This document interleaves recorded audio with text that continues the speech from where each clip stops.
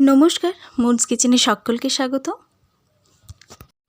মাটনের অনেক ধরনের রেসিপি আপনারা অনেকবারই ট্রাই করেছেন, কিন্তু একেবারেই ঘরোয়া সব উপকরণ দিয়ে এবং অবশ্যই উইদাউট জিঞ্জারে এই ধরনের একটা ইউনিক রেসিপি আপনাদের সঙ্গে আজকে শেয়ার করব। রেসিপিটি আপনারা গোড়া থেকে শেষ পর্যন্ত দেখতে থাকুন। যদি আপনাদের ভালো লাগে তাহলে প্লিজ একটা লাইক করবেন, শেয়ার করবেন, আর একটু পে করবেন, যাতে আমি আর একটু এগিয়ে যেতে পারি, আরও কিছু ভালো ভালো রেসিপি নিয়ে আপনাদের সামনে উপস্থিত হতে পারি। মাটনের দই রোস্টটা আমি একটু আলাদাভাবে বানাচ্ছি। এই রেসিপিটি বানানোর জন্য প্রথমে নিয়েছি আমি এখানে 300 গ্রাম পরিমাণে টক দই, আর মাটন আছে এখানে 1 কেজি 800 মতো। এরকম ফ্যাটযুক্ত মাটন আমি ব্যবহার করেছি। এই ধরনের রেসিপির জন্য ফ্যাটযুক্ত মাটনই ব্যবহার করবেন। টক দইটা মাখিয়ে মোটামুটি আমি 1 ঘন্টা মতো রেখে দেব, আর ফ্যাটটাকে আমি একটা আলাদা বোলের মধ্যে তুলে রাখলাম। এবার একটা প্লেটের মধ্যে নেওয়া আছে 1 ইঞ্চি দারচিনি এইভাবে টুকরো করা আছে, আধখানা বড় এলাচ আছে, একটা জায়ফলের 4 ভাগের 1 ভাগ এভাবে থেতো করে নিয়েছি, আর রয়েছে কিছু গোলমরিচ, 3-4টে মতো লবঙ্গ, আর একটু জয়িত্রী ফুল, আর এখানে একটা কাঁচের বোলের মধ্যে রয়েছে 1 টিস্পুন মতো সাজিরে। এবার এখানে একটা কড়াইয়ের মধ্যে আমি নিয়ে নিচ্ছি হাফ কাপ মতো সাদা তেল। এই সাদা তেলটা আমি রাইস ব্র্যান্ড অয়েলের ব্যবহার করেছি, আপনারা চাইলে যে কোনো রিফাইন্ড অয়েল ব্যবহার করতে পারেন। দিয়ে নিলাম 1 টিস্পুন সাজিরে, তার সঙ্গে দিয়ে নিচ্ছি 2-3টে শুকনো লঙ্কা।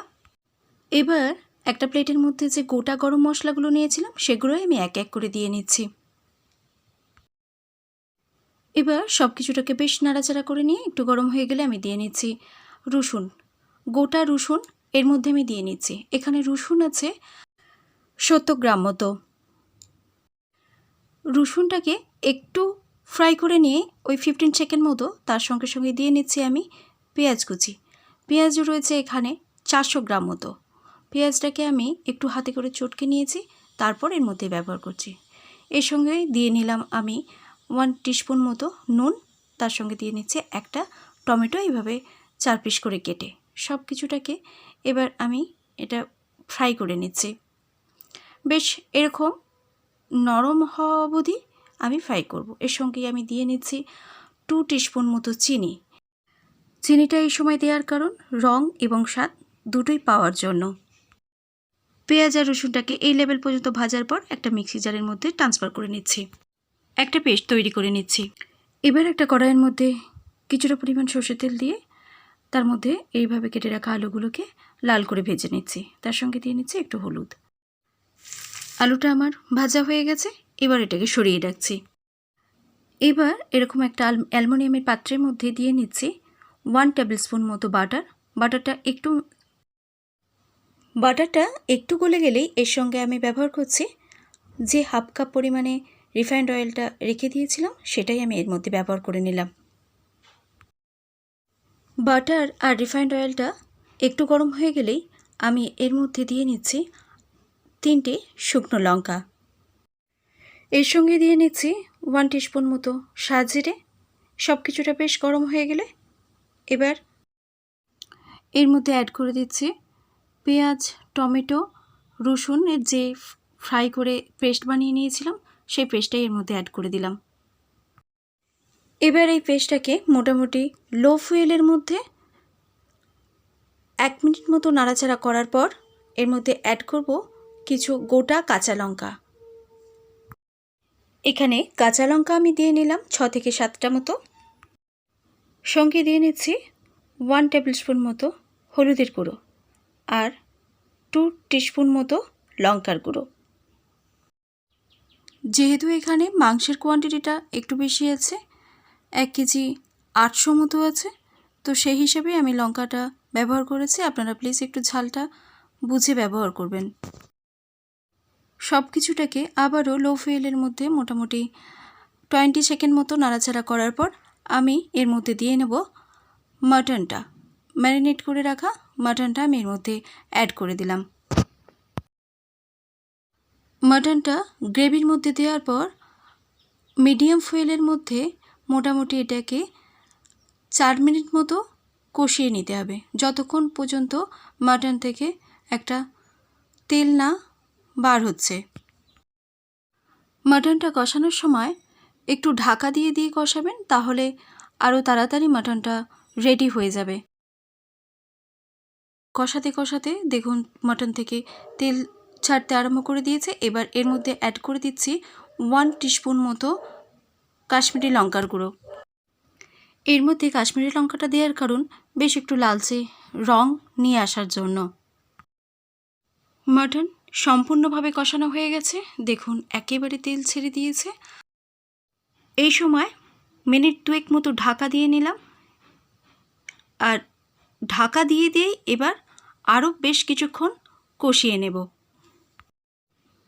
ঢাকা খুলে দিয়ে নিচ্ছি স্বাদ মতো নুন। নুনটা আপনাদের যে যা স্বাদ বুঝে দেবেন, কারণ এর আগেও আমি নুন ব্যবহার করেছি। নুনটা দেওয়ার পর এবার আমি দিয়ে নিচ্ছি এই সময়েতেই মাটন ফ্যাটটা, যেটা আমি আলাদা বোলের মধ্যে রেখে দিয়েছিলাম। মাটন ফ্যাটটা দেওয়ার পর আমি মিডিয়াম টু হাই ফ্লেমের মধ্যে 2 মিনিট মতো কষিয়ে নিচ্ছি। মাটন ফ্যাটটাও ভালো করে কষানো হয়ে গেলে এর মধ্যে দিয়ে নেব যে ভেজে আলুগুলো আলাদা করে রেখেছিলাম, সেগুলোই আমি এর মধ্যে অ্যাড করে দিচ্ছি।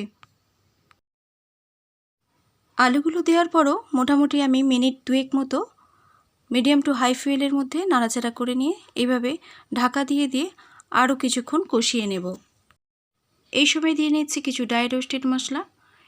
এর মধ্যে রয়েছে 1 টিস্পুন মতো ধনে, 1 টিস্পুন মৌরি, 1 টিস্পুন মতো জিরে, কয়েকটা দারচিনির টুকরো, 3-4টি মতো ছোটো এলাচ, আধখানা জয়িত্রী ফুল আর একটা বড় এলাচ, সব কিছু শর্তে করে নিয়ে শিলের মধ্যে গুঁড়িয়ে নিয়েছি। সেটাই 1 টেবিল স্পুন মতো অ্যাড করে দিলাম। এই ড্রাই রোস্টেড মশলাটাকেও ভালো করে মিশিয়ে নিচ্ছি মিডিয়াম ফুয়েলের মধ্যে।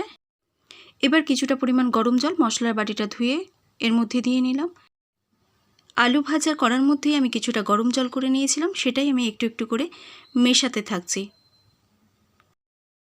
যেহেতু আমার কষাতে কষাতে মাংসটা অর্ধেকেরও বেশি সেদ্ধ হয়ে গেছে, তো আমি বেশি এখানে জল ব্যবহার করছি না। আমি অল্প পরিমাণে একটু জল ব্যবহার করে তারপর এটাকে ঢাকা দিয়ে সিদ্ধ হতে দিচ্ছি।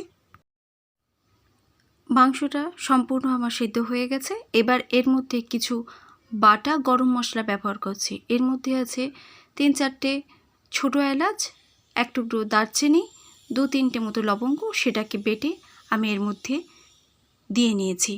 দিয়ে এটাকে ঢাকা দিয়ে রাখছি মিনিট খানেক মতো। গরম মশলাটা দেওয়ার সময় অবশ্যই মনে রাখতে হবে ফুয়েলটা যেন একদম লো থাকে। দিয়ে নিলাম 1 টেবিল স্পুন মতো ঘি। খুব বেশি তাড়া না থাকলে মিনিট খানেক ঢাকা দিয়ে রেখে দেবেন, নইলে সঙ্গে সঙ্গেও সার্ভ করতে পারেন। এই ধরনের রেসিপি আপনারা লুচি, রুটি, সাদা ভাত, নান সবের সাথেই সার্ভ করতে পারেন। বাড়িতে অবশ্যই বানিয়ে এই রেসিপিটি আমাকে জানাবেন উইদাউট জিঞ্জারে এই রেসিপিটি আপনাদের কেমন লেগেছে। ধন্যবাদ আপনাদের মূল্যবান সময় থেকে আমায় একটু দেওয়ার জন্য।